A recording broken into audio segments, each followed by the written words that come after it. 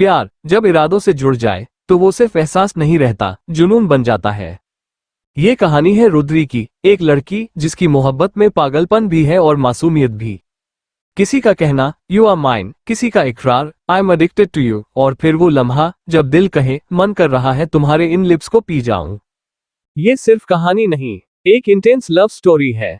और ऐसे ही दिलचस्प रोमांटिक कहानी को सुनने के लिए मेरे चैनल को सब्सक्राइब करें और इस वीडियो को लाइक करना ना भूलें। तो चलिए शुरू करते हैं इस कहानी को। Chapter 21 I am addicted to you. वो चिल्लाए, व्हाट द हेल सर? यह एक हॉरर फिल्म है। Who the hell watches horror? मैं नहीं देखूंगी। मुझे रात को वॉशरूम में जाने में डर लगेगा। आप इतने क्रूएल कैसे हो सकते हैं? अभिलाष ने ग्रीन किया और चुप रहा। थोड़ी देर बाद हॉरर मूवी के सीन को देखकर उसे अपने सीने में गड़गड़ाहट महसूस होने लगी। फिर वो डर के मारे कांपने लगी। उसने खुद को ब्लैंकेट से कवर कर लिया और केवल अपना थोड़ा से सिर बाहर निकालकर वो मूवी देखने लगी। रुद्री की सिर्फ आंखें दिख रही थीं। ओह कमोन, काया मत बनो, यह एक अच्छी फिल्म है, मेरे पसंदीदा मूवीज में से एक है। अभिलाष ने रुद्री के ऊपर से ब्लैंकेट हटाने की नाकाम कोशिश करते हुए कहा। वह मुड़ी और उसकी ओर देखने लगी। अभिलाष ने अपने मन में कहा, oh you are too sweet. मन कर रहा है तुम्हारे इन लिप्स को पी जाऊं, तुम्हें इंटेंस लव करूं। You are mine. सर इसे बंद कर दो, मैं डरावनी फिल्में नहीं देखती, रुद्री ने सहमते हुए कहा। क्यों? इस मूवी में इतना क्या डरावना है?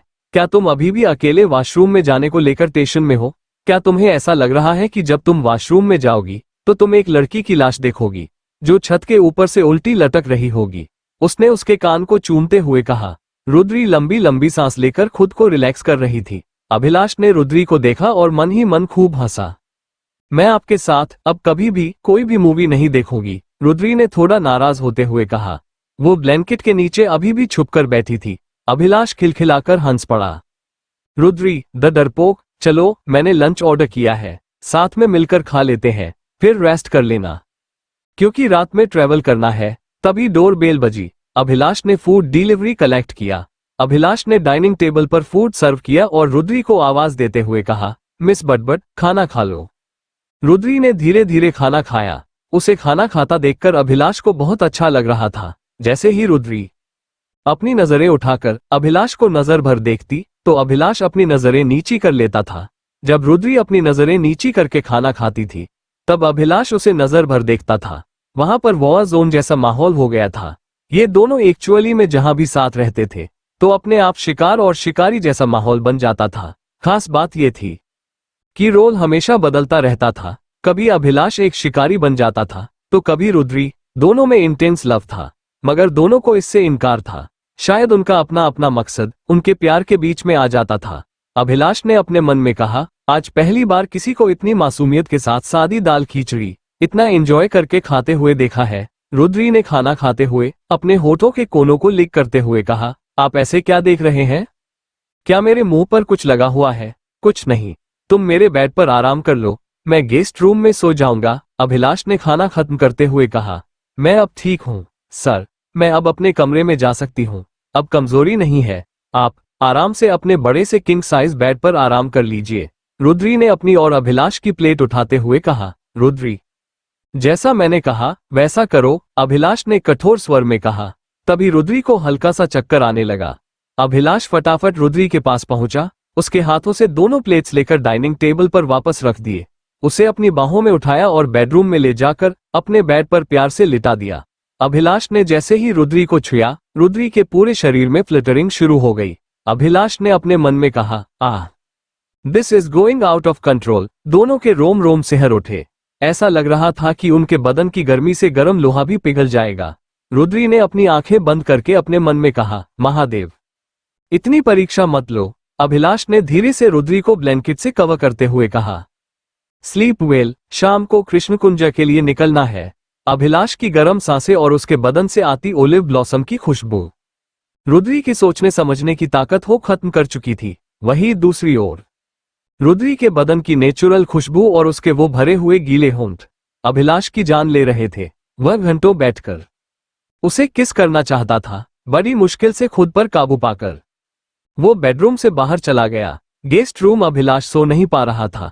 बार बार करवट बदलने की वजह से वो परेशान हो गया था। अभिलाष को बार बार रह रहकर वो किसेस याद आ रहे थे जो उसने रुद्री को कल किए थे। फाइनली वो उठ खड़ा हुआ और सीधे अपने बेडरूम की ओर चल पड़ा। अभिलाष का बेडरूम। अभिलाष ने जैसे ही बेडरूम का दरवाजा खोला तो देखकर दंग रह गया। रुद्री एक छोटे से खरगोश की तरह ब्लैंकेट में लिपटी हुई थी। अभिलाष धीरे से उसके बगल में जाकर बैठ गया। तभी रुद्री मुड़ी और अपने बैड स्लीपिंग हैबिट के कारण कसकर करवट बदला। सीधे वो अभिलाष की बाहों में थी, क्योंकि उसने उसे गिरने से बचाने के लिए अपनी बाहों में जकड़ लिया था। उसकी नींद अभी भी नहीं खुली। अभिलाष ने अपने मन में कहा, रुद्री, अगर शादी के बाद तुम ऐसे सोगी तो मैं तो कभी भी नहीं सो पाऊंगा। रुद्री अभी भी गहरी नींद में थी। अभिलाष का मन किया कि वो उसे किस करे, पर उसे डर था कि वो कहीं उठ न जाए। अभिलाष ने धीरे से अपने बेड के दाईं ओर जाकर सोने की कोशिश की।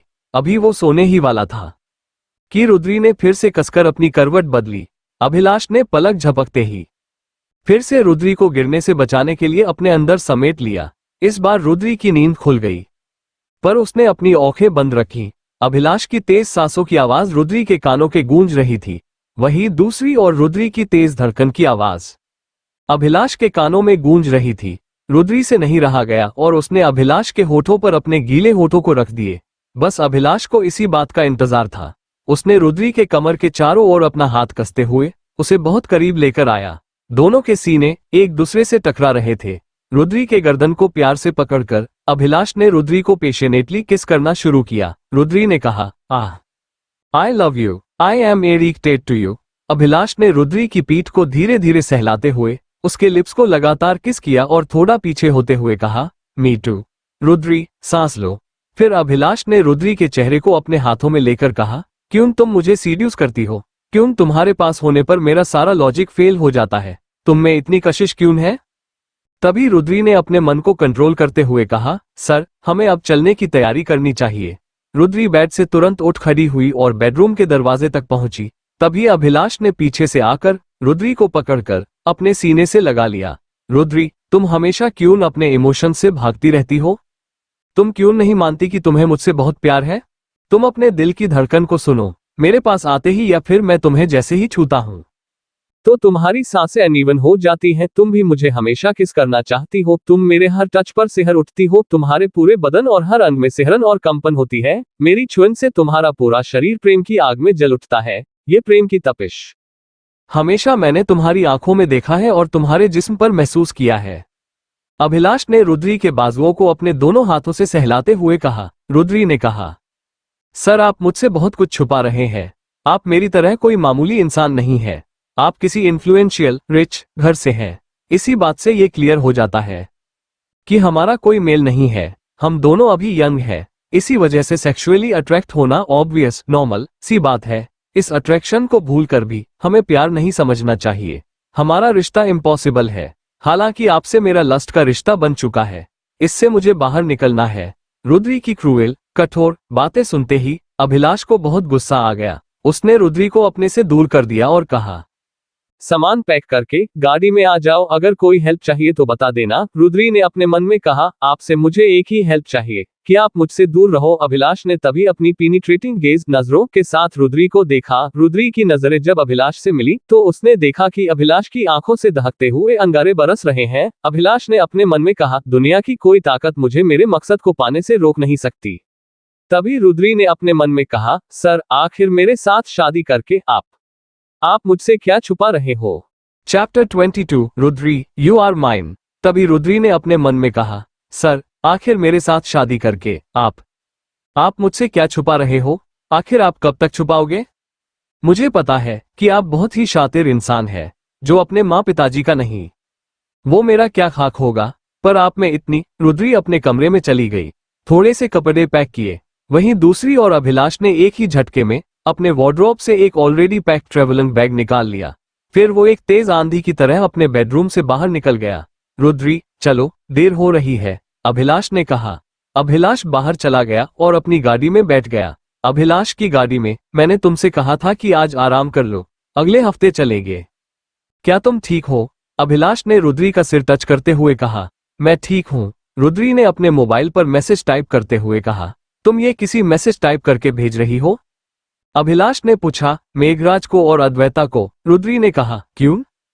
एक और बात, मैं यहाँ अपना सारा काम छोड़कर बैठा हूँ। मुझे अटेंशन देने की बजाय तुम अभिलाष ने थोड़ा नाराज होते हुए कहा। उन्होंने मेरा लोड एडजस्ट किया। वे दोनों स्कूल में मेरा असली सपोर्ट है। आप तो बड़े सुपरवाइजर हैं। मैंने आपको मदद करने के लिए पहले ही कितनी बार थैंक यू बोल दिया है।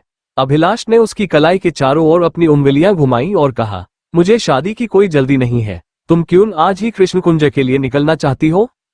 सुबह तुम्हें फूड एलर्जी हुई और दोपहर में यू शुड रेस्ट। तुम्हें आराम करना चाहिए। रुद्री ने एक गहरी सांस ली और कहा, मुझे जाना है। आप नहीं लेकर जाओगे तो मैं खुद चली जाऊंगी। रुद्री, तुम क्या हो? तुम इतनी रेस्टलेस क्यों हो? इतना जिद ठीक नहीं। आखिर आज क्यों निकलना है? हम अगले हफ्ते भी तो जा सकते हैं। अभिलाष ने गाड़ी स्टार्ट करते हुए कहा, पिताजी मेरी राह देख रहे होंगे, कुछ भी हो जाए मुझे उनसे मिलना है। आपको नहीं पता आपने कितनी बड़ी परेशानी में मुझे इस फेक मैरिज की वजह से डाल दिया है। पता नहीं आप जब भी मेरे लाइफ में आते हैं तो परेशानी का टोकरा साथ में लाते हैं, चाहे वो 4 साल पहले हो या फिर कल। ... आप सोच भी नहीं सकते कि मेरे साथ 4 साल पहले क्या हुआ था। रुद्री ने गंभीर आवाज में कहा, क्या हुआ था? मैं तुम्हारे पीछे आना चाहता था पर मुझे लगा कि तुम हट हो जाओगी, इसीलिए। आखिर उस दिन हुआ क्या था? अभिलाष ने परेशान होते हुए पूछा। वो दिन नहीं, शाम थी और फिर रात। रुद्री ने कहा। उसके चेहरे पर डर था। फ्लैशबैक 4 साल पहले, विशुपुरम बस अड्डा, शाम का वक्त, बहुत शाम हो चुकी थी। कृष्णकुंज जाने के लिए कोई बस नहीं थी। मैं बस कंडक्टर के पास बार बार जाकर अगली बस के बारे में पूछ रही थी। रुद्री का मोबाइल बजा। उसने डरते डरते कॉल उठाया। पिताजी, वो बस पंक्चर हो गई है। नहीं, आपके आने की कोई जरूरत नहीं है, मैं आ जाऊंगी। हाँ, मेरे मोबाइल की बैटरी लो है, मैं पहुंच जाऊंगी, आप चिंता मत कीजिए। रुद्री ने बहुत परेशान होते हुए कहा, फिर कॉल कट कर दिया। तभी वहां 5 आवारा लड़के आ गए और जाने मन, चलो हमारे साथ, हम पांचों को खुश रखना, उनमें से एक आवारा लड़के ने कहा। रुद्री वहां से जाने लगी तो दूसरे आवारा लड़के ने रुद्री का दुपट्टा खींच लिया। रुद्री हेल्प के लिए यहां वहां देख रही थी, पर सिर्फ एक खाली बस खड़ी थी। जिस बस कंडक्टर से वो कृष्णकुंज जाने इन्फॉर्मेशन ले रही थी, वो पहले ही जा चुका था। सिर्फ टिकट काउंटर का कर्मचारी था, पर वो रुद्री से बहुत दूर था। रुद्री बहुत डर गई थी। उसका गला रुंध गया था। उसकी आवाज बंद सी हो गई थी। तीसरे लड़के ने रुद्री की बाईं कलाई पकड़ ली। रुद्री ने पूरा जोर लगाया और कहा, देखो, मुझे छोड़ दो, मैं अभी चिल्लाऊंगी तो तुम्हें पता चलेगा। चौथे लड़के ने रुद्री के बालों को पकड़ लिया और कहा, चिल्ला, हम भी देखते हैं कि तुझे कौन बचाने आता है। पांचवें लड़के ने रुद्री को जैसे ही जबरदस्ती किस करने की कोशिश की कि तभी वो धूल चाट रहा था। एक 6 फीट लंबा, भूरी आंखें, लंबी नाक, काले बाल, चेहरे पर नाइसली ट्रिम्ड बियर्ड, दाढ़ी, सावला सलोना चेहरा, पतले होंठ और चेहरे पर प्यारी सी मुस्कान। बनाने वाले ने बहुत फुर्सत में इस अल्फा मेल को बनाया है। भूदेव कुंद्रा ने उन सारे आवारा लड़कों की जमकर धुलाई की। वो जैसे ही मुड़ा तो देखा रुद्री सांस नहीं ले पा रही है।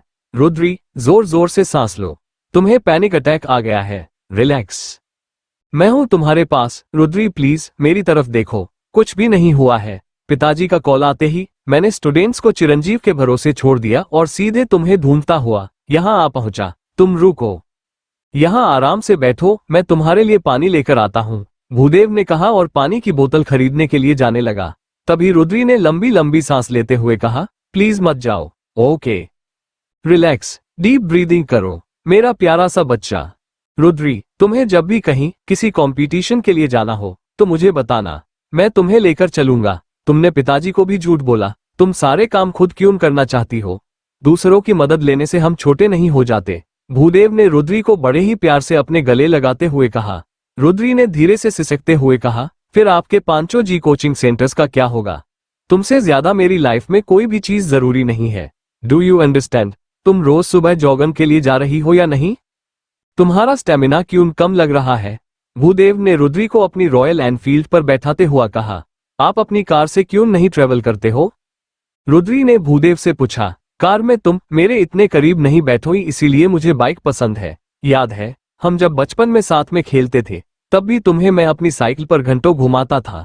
रुद्री, मेरी कमर के चारों ओर हाथ डालकर बैठो, तुम गिर सकती हो, भूदेव ने बाइक स्टार्ट करते हुए कहा। प्रेजेंट अभिलाष ने अचानक अपनी गाड़ी का ब्रेक मारा और उतरकर रुद्री को अपनी कार से बाहर निकाला। रुद्री ने कंफ्यूजन में अभिलाष को देखा और कहा, ये। अभिलाष पागलों की तरह रुद्री के होठों पर अपने होठों को रखकर उसे किस करने लगा। रुद्री को कुछ समझ नहीं आ रहा था। उसे इनफैक्ट दर्द होने लगा। उसने अपने दोनों हाथों से अभिलाष को पीछे की ओर धकेलने की कोशिश की, मगर वो इतना स्ट्रोक था कि 1 मिलीमीटर भी नहीं हिला। एक पल के लिए वो रुका और रुद्री के चेहरे को अपने हाथों में लेकर उसने कहा, आई एम सॉरी प्रिंसेस। तुम्हें उस दिन I am really very very sorry. Rudri तुम उस भूदेव से दूर रहो। क्या? पर क्यों? रुद्री ने आश्चर्य से पूछा, तुम्हें मेरी हर बात माननी चाहिए, आखिर मैं तुम्हारा होने वाला पति हूँ। अभिलाष ने रुद्री को अपने सीने से कसकर लगाते हुए कहा, भूदेव मेरे बचपन के साथी और दोस्त हैं। हाँ, वो मुझसे सिर्फ 1 साल बड़े हैं। उनके और मेरे सपने सेम हैं, गरीब बच्चों को एंट्रेंस एग्जाम की फ्री में तैयारी करवाना, कोचिंग सेंटर चलाना और अपने लिए उससे पैसे भी कमाना। मैं इस स्कूल में ज्यादा दिन नहीं रुकूंगी, मैं बहुत जल्द V.S. रॉय कोचिंग सेंटर खोलने वाली हूँ। कोचिंग सेंटर बनाने के लिए मेरे पास तो जमीन बहुत है, अभी थोड़े पैसे कमाने हैं ताकि आगे चलकर कोचिंग सेंटर के कंस्ट्रक्शन में मुझे किसी से भी पैसे नहीं मांगने पड़े। मुझे कुछ भी मांगना बहुत बेकार लगता है। रुद्री ने अपने फ्यूचर प्लान्स अभिलाष को बताते हुए कहा। अभिलाष ने धीरे से रुद्री की पीठ सहलाते हुए कहा, तुम्हारे और मेरी उम्र में सिर्फ 1 साल का डिफरेंस है, फिर भी तुम मुझे सर कहती हो, तुम भूदेव को भैया क्यों नहीं कहती? मेरे रहते हुए तुम MSTG इंटरनेशनल स्कूल अब कभी नहीं छोड़ सकती, रुद्री ने धीरे से कहा। भूदेव अनाथ है। जिस अनाथ आश्रम में वो बचपन में रहते थे, उसके केयरटेकर ने उन्हें अपने बेटे की तरह पाला। उनका सरनेम भी उन्होंने भूदेव को दिया। पिछले साल दिल का दौरा पड़ने के कारण मिस्टर मदन कुंद्रा जी का देहांत हो गया। फिर पिताजी ने भूदेव के साथ मेरी शादी करने का मन में निश्चय किया। मेरा शादी ब्याह में कोई इंटरेस्ट नहीं है, इसीलिए उन्होंने मुझ पर भूदेव के साथ शादी करने के लिए कोई भी दबाव नहीं डाला। मेरा और भूदेव का सपना है कि हर उस गरीबी बच्चे को मुफ्त कोचिंग करवाएंगे जो IIT और NIT से पाई करना चाहते हैं। इसके अलावा कोचिंग सेंटर से हम पैसे भी कमाएंगे। अभिलाष को न जाने क्या हुआ, उसने रुद्री को लगातार रफली किस करना शुरू कर दिया। उसके अलावा रुद्री के गर्दन पर इतना ज्यादा शक किया कि वहां हिक्की के निशान बन गए। रुद्री ने दर्द में कहा, sir you are hurting me. आप अपने आप में नहीं हो, आखिर आपको हुआ क्या है? अभिलाष ने अपने मन में कहा, रुद्री मैं तुम्हें मुझसे कभी भी तलाक नहीं लेने दूंगा। तुम सिर्फ और सिर्फ मेरी हो। मैं तुम्हारे भाई और पिताजी से जलन करता हूं क्योंकि तुम्हारा अटेंशन सिर्फ मुझे मिलना चाहिए। भूदेव को तो मैं Rudri you are mine, I want to make love with you. मैं तुम्हें दिन रात प्यार करना चाहता हूँ। मैं बहुत एम्बिशियस हूँ, मगर जब से तुमसे मिला हूँ मैं थम जाना चाहता हूँ। भागते भागते मैं थक चुका हूँ। तुम्हारी गोद में सिर रखकर मैं आराम करना चाहता हूँ। तुम्हें मैं दिन रात, तुम सिर्फ मेरे लिए बनी हो। तुम्हें कोई और देखे वो मुझे बर्दाश्त नहीं। तुम कोई हूर नहीं हो, मगर तुम्हारी औंखें और ये तुम्हारे होंठ, इन्होंने मुझे तुम्हारा दीवाना बना दिया है। तुम हमेशा ऐसी ही सिंपल रहना, कभी भी नहीं बदलना। यहाँ तक कि अगर मैं कहूँ तो भी नहीं। अपनी इस मासूमियत को हमेशा बचा कर रखना। मुझे पता नहीं क्या। Chapter 23 I am in intense love. Abhilash ने अपने मन में कहा, मुझे पता नहीं क्या मैंने जो प्लानिंग की है वो सही है या गलत, मगर अब मैं तुमसे सच में प्यार करने लगा हूँ। रुद्री ने अभिलाष की ओर देखते हुए पूछा, सर 6 मंथ्स के बाद जब मैं परमानेंट हो जाऊंगी तो क्या मुझे 7th पे कमीशन के तहत सैलरी मिलेगी? मुझे टेट में फर्स्ट रैंक मिला है। मैंने MSc मैथ्स एंड B.Ed बहुत अच्छे मार्क्स से पास किया है। अभिलाष ने थोड़ा रुक कर कहा, अभी तुम फ्रेशर हो, सारा ध्यान काम पर लगाओ। परमानेंट होना अभी 6 महीने के बाद ही पता चलेगा। जॉब इन हैंड पर ध्यान दो, कुछ भी मत सोचो। रुद्री ने मन ही मन कहा, अंकल मैं बाद में क्यों सोचूंगी? आप जैसे एक्डू के साथ फेक शादी इस जॉब के लिए ही कर रही हूं, तो इस जॉब में प्रोग्रेस के बारे में बाद में क्यों सोचो? हूं। अभिलाष ने रुद्री के मन की बात को समझते हुए धीरे से कहा, रुद्री तुम इतनी लालची क्यों हो? मैं लालची नहीं हूं, मुझे बस अपनी प्रोग्रेस की चिंता होती है। खैर वो सब बातें बाद में, अब हम लोग आराम से कल सुबह 4 बजे तक घर पहुंच जाएंगे। पूरे 4 घंटे की जर्नी है। मुझे यकीन है कि घर पर सब आपको देखकर बहुत खुश होंगे। सर क्या आपने लेंस पहना है? क्यों पहना है? आपकी काली मोतियों जैसी आंखें बहुत सुंदर लगती हैं। आपको लेंस नहीं पहनना चाहिए। रुद्री ने बहुत ध्यान से अभिलाष की ओर देखते हुए कहा। अभिलाष ने उसकी आंखों में उत्साह देखा। ये सेफ नहीं है। रात को उन घने जंगलों से होकर जाना बहुत खतरनाक आइडिया है, अभिलाष ने सामने देखते हुए कहा। अभिलाष ने रुद्री के असली सवाल का जवाब नहीं दिया। ऐसा कुछ नहीं है, आप हो ना मेरे साथ, और भी लोग उसी रास्ते से अपने घर जाते हैं। आपने मेरी बात का जवाब नहीं दिया। आपने लेंस क्यों लगाया है? रुद्री ने अभिलाष की ओर सवालिया नजरों से देखते हुए कहा।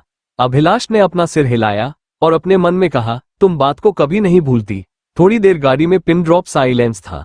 अभिलाष ने कहा, मैं स्टाइल की वजह से इसे लगाता हूँ। आप रिच लोगों के शौक भी निराले होते हैं। हम लोग तो तब लगाते हैं जब चश्मा लग जाता है, मतलब पावर का इशू होता है, तब इसे हम पहनते हैं। उसमें भी हम चश्मा पहनना चूज करते हैं। इसे पहनने पर आंखों में बहुत खुजली होती है। रुद्री ने डैशबोर्ड पर अपने दोनों हाथ रखते हुए कहा, क्या तुम मुझे मेरी आंखों में खुजली महसूस करवाना चाहती हो? साइकोलॉजी में कहा जाता है कि जो हम सुनते हैं, हमारा ब्रेन उसे प्रोसेस करके उसे लॉजिक की तरह फीड कर लेता है। इसीलिए हमेशा पॉजिटिव बोलना चाहिए। आया कुछ समझ में? अभिलाष ने एक स्मर्क के साथ कहा, आप सही कह रहे हैं, लेकिन मुझे आपकी चिंता हो रही थी।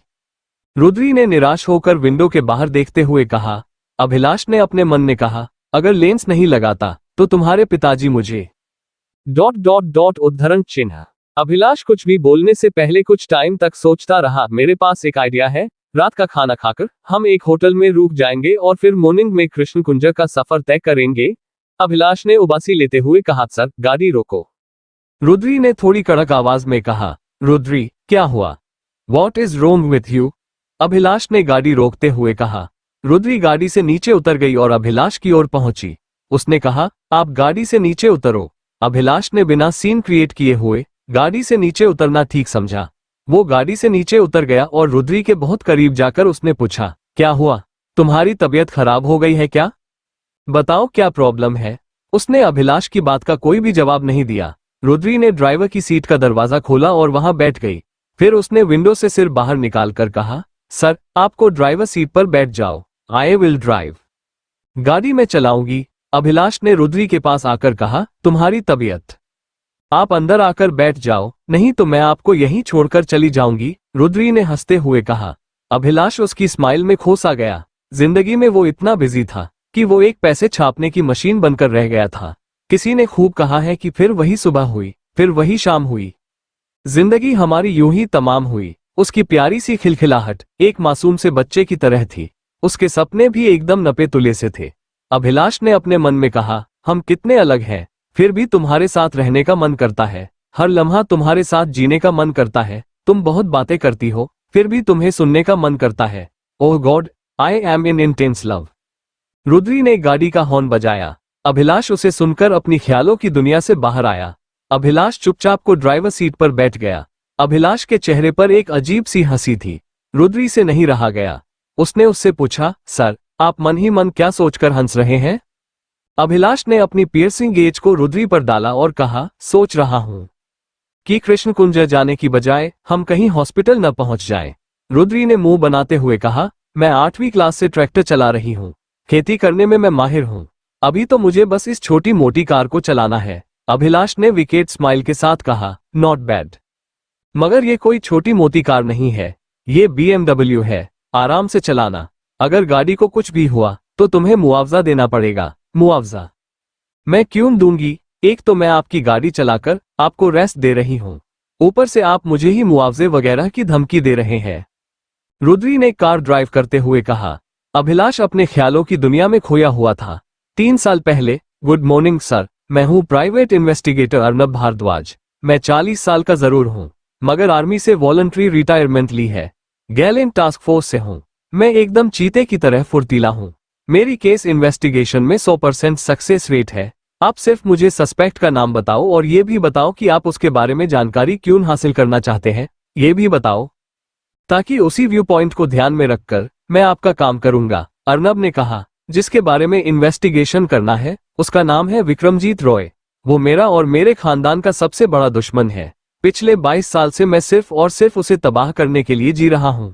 उसने मेरी बेशकीमती खुशी, मेरी जिंदगी मुझसे छीन ली। मैं भी उसकी खुशी, हंसी और जिंदगी छीन लेना चाहता हूं। अभिलाष ने गुस्से में आग बबूला होते हुए कहा, ठीक है, उन्होंने आपका क्या नुकसान किया?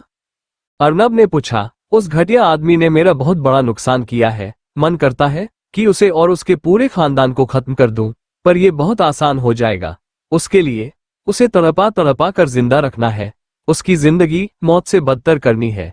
इससे ज्यादा मैं आपको मेरे नुकसान के बारे में नहीं बता सकता। वेणु, इन्हें उस कमीने की फोटो दे दे। एक और बात, मुझे इसकी हर बात जाननी है। सच पूछो तो जितना उसे अपने बारे में नहीं पता, उससे भी कहीं ज्यादा। दुश्मन को अगर खत्म करना हो तो उसकी सोचने और समझने की ताकत को खत्म करना चाहिए।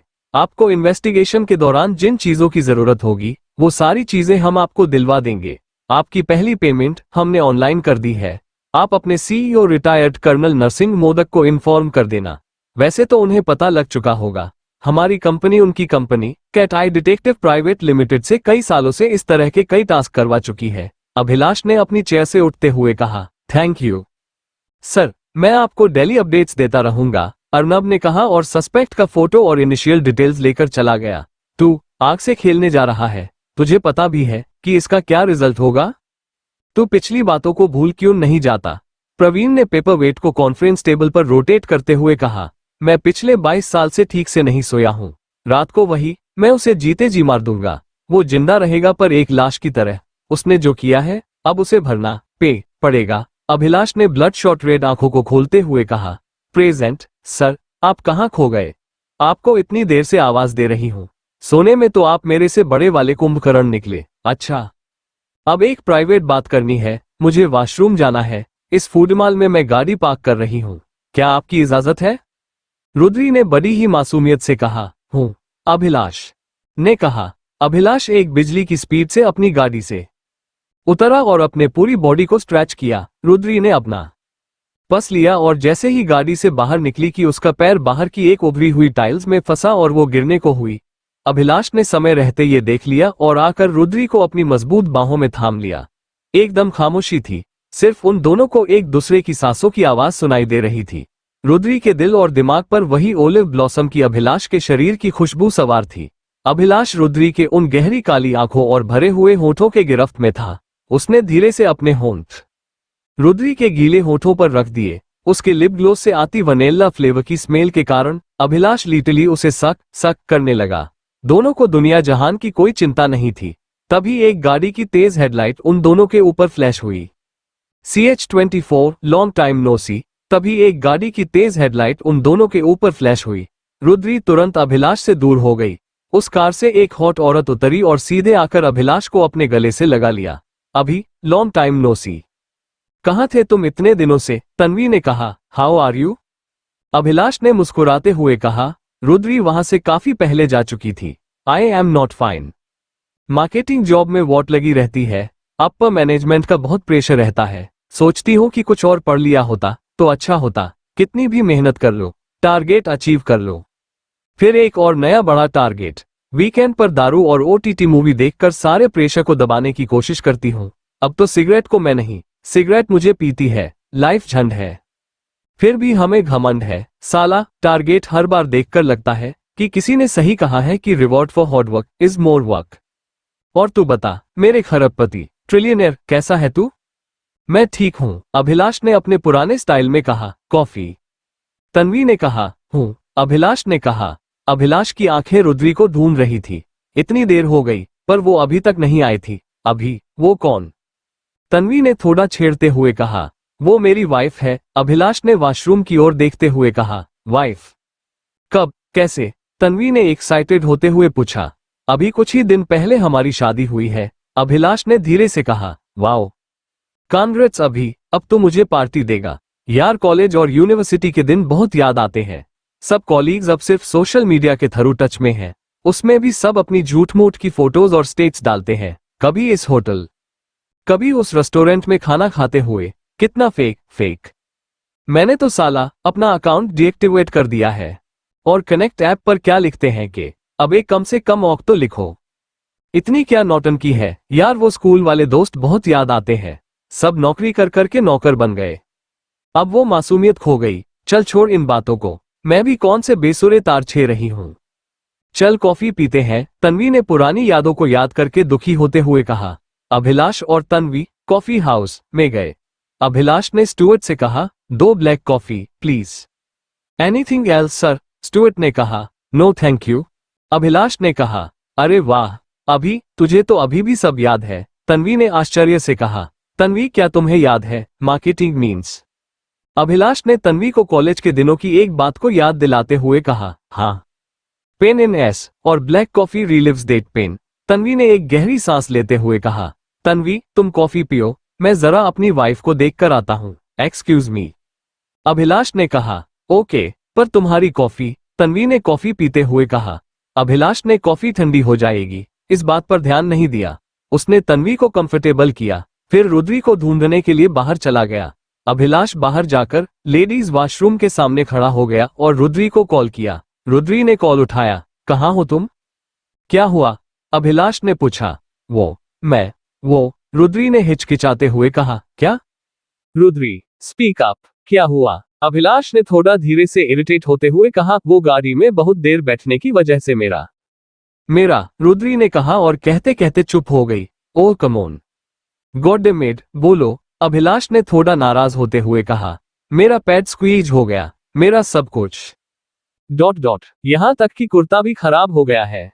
इट्स हॉरिबल, रुद्री ने बहुत परेशान होते हुए कहा। इट्स ओके, इतना क्या, ये सब नॉर्मल बातें हैं, इतना मत सोचो। तुम्हारा कपड़ों का बैग मैं लेकर आता हूं, फिर कॉल करूंगा, रिलैक्स, अभिलाष ने कार की ओर जाते हुए कहा। रुद्री का बैग लेकर अभिलाष ने उसे कॉल किया। वो वॉशरूम से बाहर आई। वो पीछे से पूरी भींगी हुई थी। उसने सारे दाग को साफ कर लिया था। उसने सिर झुकाकर कहा, thank you sir. Rudri bag लेकर अंदर चली गई। थोड़ी देर बाद वो बाहर आई। अभिलाष अभी भी वही खड़ा था। उसने रुद्री के हाथों से बैग लिया और उसे कॉफी हाउस में लेकर गया। हेलो, मैं तन्वी, अभी की दोस्त। तन्वी ने रुद्री से हैंडशेक किया और उसके गले मिली। हाय, मैं, रुद्री ने कहा और कुछ सोच में पड़ गई। उसने अपने मन में कहा, मिस बडबड ऐसे तो इतना बोलती है कि सिर में दर्द हो जाता है। आज जब मैं रिएक्शन मांग रहा हूं तो इनके बोल ही नहीं फूट रहे। Bloody hypocrite. थोड़ी देर के बाद में अभिलाष ने अपनी गाड़ी होटल ब्लू माउंटेन के पार्किंग में जाकर रोकी। रुद्री अभी भी गहरी नींद में थी। अभिलाष बस उसे ध्यान से देख रहा था। उसका मन किया कि वो भी रुद्री के बगल में जाकर सो जाए। उसके चेहरे की शांति और कंटेंटमेंट अभिलाष को हमेशा बहुत अट्रैक्टिव लगती थी। अभिलाष का मोबाइल बजा। उसने कॉल उठाया। हाँ बोल, अभिलाष ने धीरे से कहा। अभी तू कहाँ तक पहुंचा है? प्रवीण ने पूछा। मैं अभी होटल ब्लू माउंटेन में चेक इन करने वाला हूँ, अभिलाष ने कहा। अभी? अगर तुझे उन्होंने पहचान लिया तो? प्रवीण ने चिंता भरी आवाज में कहा। तो ये क्या बकवास कर रहा है? अभिलाष ने थोड़ा चिढ़ते हुए कहा। रिलैक्स, गुस्सा मत कर, मुझे टेंशन आ रहा है इसीलिए ऐसा कह रहा हूँ, प्रवीण ने कहा। रुद्री अभी मेरे पास वाली सीट में बैठी हुई है, वो अभी सो रही है, अभिलाष ने प्रवीण को चुप रहने का हिंट देते हुए कहा। ओके ठीक है, सिद्धू मेरे पास है, अपना ध्यान रखना, अगर कोई जरूरत हो तो कॉल कर लेना, प्रवीण ने बहुत आराम से कहा। अभिलाष ने रुद्री के पास जाकर धीरे से उसके कान में कहा। रुद्री, हम होटल पहुंच गए। रुद्री एकदम से घबरा कर उठी। उसका चेहरा और अभिलाष का चेहरा बिल्कुल आमने सामने था। रुद्री एकदम से जम सी गई और अभिलाष की सांसें थम सी गई। रुद्री कुछ बोलना चाहती थी मगर उसकी आवाज रुक सी गई। अभिलाष ने अपने मन में कहा, मन कर रहा है कि तुम्हें अपनी बाहों में उठाकर होटल के अंदर ले जाऊं। तुम बहुत चार्मिंग हो। ऐसा क्यों होता है? जो दुश्मन होता है वो बार बार हमारे सामने आता है, कुछ इस तरह से कि उस दुश्मन से प्यार हो जाता है, पता नहीं हमारा क्या। CH-25 मेरे सीने से लगकर अभिलाष ने अपने मन में कहा, पता नहीं हमारा क्या अंत है। इस फेक शादी के बाद मैं उस विक्रमजीत रॉय का जीना हराम कर दूंगा, उसकी सांसें मेरी मोहताज होंगी। मगर रुद्री की मासूमियत मुझे कमजोर कर देती है। अभिलाष, अपना ध्यान लक्ष्य से हटने मत दे, रुद्री ने धीरे से कहा। सर, क्या हमें पूरी रात इस पार्किंग में गुजारनी होगी? क्या ये कमेंट है? मिस बडबड, सांप के बिल में हाथ मत डालो, मतलब मुझे मत छेड़ो, मुसीबत में पड़ जाओगी। शायद मैं आराम से अपने स्वीट में सोऊंगा और तुम्हें मेरी BMW के अंदर रात गुजारनी पड़ेगी। मैं विंडोज को नीचे करके सारे मस्किटोज, मच्छरों को अंदर घुसा दूंगा ताकि रात भर तुम उनके संगीत का मजा ले सको और हाँ, ब्लड डोनेट करके थोड़ा पुण्य कमा सको। Do you understand? अभिलाष ने रुद्री को बाहर आने का इशारा करते हुए कहा। आदमी नहीं कसाई है। महादेव, किस कसाई के साथ मुझे आपने फंसा दिया? रुद्री ने अपने होठ को अपने दांतों के नीचे काटते हुए कहा। हाँ, मैं एक कसाई हूँ, वो भी मैं लोगों को एक झटके में नहीं काटता। धीरे धीरे उनके गर्दन पर धार वाले छुरे को हौले हौले करके चला चलाकर उनका गला बहुत ही इत्मीनान से काटता हूँ। अभिलाष ने रुद्री के बहुत करीब जाकर झुककर उसके कानों में कहा। रुद्री ने सच में उस पूरी घटना को अपने दिमाग में इमेजिन कर लिया। उसने आंखें बंद करके अपने मन में कहा, अंकल को सब कैसे सुनाई दे जाता है? इनको इतना ज्यादा ह्यूमन साइकोलॉजी का शार्प नॉलेज कैसे हो सकता है? पढ़ो और इम्प्लीमेंट करो, तुम भी माइंड रीडिंग कर पाओगी। हाँ, मेरी क्यूट डे स्कॉलर, तुम रेजिडेंशियल में कभी नहीं रही, इसीलिए जीवन के कई सारे रहस्यों से अनजान हो। कोई बात नहीं, मैं तुम्हें सब सिखा दूंगा। Now let's go. अभिलाष ने रुद्री का दायां हाथ पकड़ा और रिसेप्शन की ओर चल पड़ा। Hotel blue mountain reception. Abhilash ने रिसेप्शनिस्ट के पास जाकर धीरे से कहा, आई एम अभिलाष सेन। मेरा प्री बुकिंग स्टेटस चेक करो और मुझे मेरे रूम का एक्सेस कार्ड हैंड ओवर करो। मोनिका ने अभिलाष के प्रेसिडेंशियल स्वीट के डिटेल्स को चेक किया और उसे एक्सेस कार्ड हैंड ओवर कर दिया। उसने कहा, sir welcome to our hotel. आपका प्रेसिडेंशियल स्वीट नंबर है 691। Presidential suite number 691। रात का वक्त। अभिलाष और रुद्री अपने रूम प्रेसिडेंशियल स्वीट में दाखिल हुए। दोनों को खाना नहीं खाना था। वे दोनों इतना थक गए थे कि बस सो जाना चाहते थे। रुद्री ने स्वीट के अंदर इतना बेहतरीन इंतजाम देखा तो कहा, सर आप इतना लेविश लाइफस्टाइल कैसे अफोर्ड कर लेते हैं। रुद्री सही में एक ऑन होने के कारण ठंडे हुए रूम में ठंड के कारण कांप रही थी। हालांकि अभी ये नवंबर एंड का महीना था, ठंड का मौसम था, फिर भी अभिलाष को एक ऑन करके सोने की आदत थी। मिस बडबड, आप ब्लैंकेट से अपना मुंह ढककर सो जाओ। रूम का टेम्परेचर सिर्फ 28 डिग्री सेल्सियस है। क्यों बात का बतंगड़ बना रही हो? अभिलाष ने आराम से जवाब देते हुए कहा। अभिलाष बड़े ही प्यार से ठंड से कांपते हुए रुद्री को निहार रहा था। उसे देखकर साफ पता चल रहा था कि वो ये सब कुछ जानबूझकर कर रहा था ताकि रुद्री गर्माहट को तलाशते हुए उसकी मजबूत बाहों में समा जाए और उसके सीने से लग जाए। सर आप मुझे इस तरह से टॉर्चर नहीं कर सकते। अगर मैं ब्लैंकेट के अंदर पूरा घुसकर सोऊंगी तो मुझे ऑक्सीजन की कमी हो जाएगी और फ्यूचर में मुझे भूलने की बीमारी यानी कि अल्जाइमर हो जाएगा। इसके अलावा आज इस ठंड के कारण मुझे निमोनिया हो जाएगा। ये इतने कम टेम्परेचर में सोने की आपकी कौन सी बीमारी है? रुद्री ने लिटरली ठिठुरते ठंड से कांपते हुए कहा। अभिलाष ने विकेट स्माइल के साथ कहा, दिन भर इतना दिमाग दौड़ाना पड़ता है कि मुझे शांति चाहिए होती है, तो बस इसीलिए बचपन से 28 डिग्री या फिर गर्मियों के दिनों में थोड़ा इससे कम टेम्परेचर में सोने की आदत है। जब मैं स्टूडेंट था तब मैथ्स करते वक्त, फिजिक्स और केमिस्ट्री के न्यूमेरिकल्स करते वक्त दिमाग एकदम गर्म हो जाता था। तब भी दिमाग को शांत करने के लिए मुझे एक ऑन करना पड़ता था। मिस बट क्या आपको अब सब कुछ आया समझ में? अभिलाष ने खुद को ब्लैंकेट से कवर करके रखा था। रुद्री उठी और गुस्से में अभिलाष के ऊपर का ब्लैंकेट उठाकर खुद के ऊपर सेकंड लेयर की तरह डाल लिया। वाह, आपके तो चोचले ही निराले हैं। जब एक ऑन है और आपको कूल वातावरण एनवायरनमेंट चाहिए तो खुद को ब्लैंकेट से कवर क्यों किया हुआ है? टोटल इलेक्ट्रिसिटी वेस्टेज, बिजली की बर्बादी। मतलब लॉर्ड गवर्नर जी एक भी चलाएंगे और ब्लैंकेट भी ओढ़ेंगे कवर करना। इसीलिए तो सस्टेनेबल डेवलपमेंट की वॉट लगी हुई है। आप लोगों के पास बहुत पैसा है तो सारे नॉन रिन्यूएबल रिसोर्स खरीद सकते हो, मगर आने वाली जनरेशन का क्या? उनके पास बहुत पैसे होंगे पर रिसोर्स ही नहीं बचेंगे तो खरीदेंगे क्या? घंटा, मुझे बहुत गुस्सा आ रहा है। महादेव, ये सर जैसे लोग कितना ज्यादा नॉन रिन्यूएबल रिसोर्स को बर्बाद करते हैं। इतना है तो ब्लैंकेट मत यूज करो, तब आपका लोहा मानूंगी कि एंटार्क्टिका में रहने का जिगर है। ...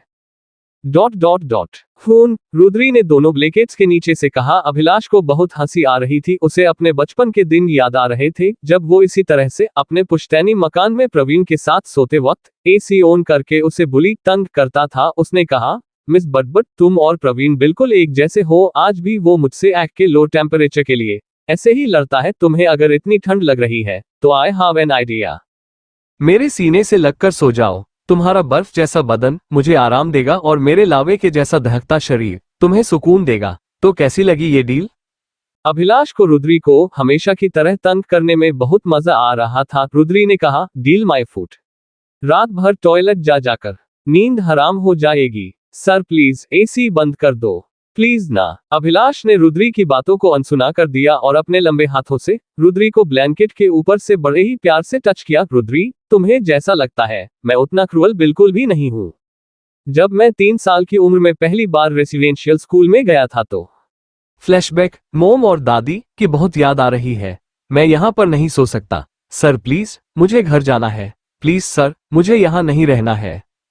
3 साल के अभिलाष ने अपने रेक्टर रामनाथ ग्रोवर से कहा। रामनाथ ने अपनी सख्त आवाज में कहा, अभी अगर तुम रात भर भी रोते रहे तो भी कुछ नहीं बदलने वाला। चुपचाप से सो जाओ। सब बच्चे सो रहे हैं, उन्हें डिस्टर्ब मत करो। सर, मुझे मेरी दादी के पास जाना है। सर, ये मेरा घर नहीं है, मुझे यहाँ नहीं रहना। 3 साल के अभिलाष ने रोते हुए कहा, चुप रहो। ज्यादा शोर मचाया तो स्टोर रूम में बंद कर दूंगा। तुम्हारे माँ बाप तुम्हें यहाँ स्ट्रोंग आदमी बनाने के लिए छोड़ कर गए हैं। इस तरह से डरपोक और कमजोर दिल के लोगों की तरह बातें मत करो। तुम्हें बहुत सारे बड़े बड़े काम करने हैं, जिम्मेदारियां लेना सीखो, अकेले रहना सीखो। दादी, मोम, पापा, इन सबको याद करके खुद को इमोशनली कमजोर मत करो। रामनाथ ने अपने दांतों को पीसते हुए कहा। 3 साल का अभिलाष भी उतना ही जिद्दी था जितना आज का अभिलाष है। 3 साल का अभिलाष नहीं माना और रोता रहा।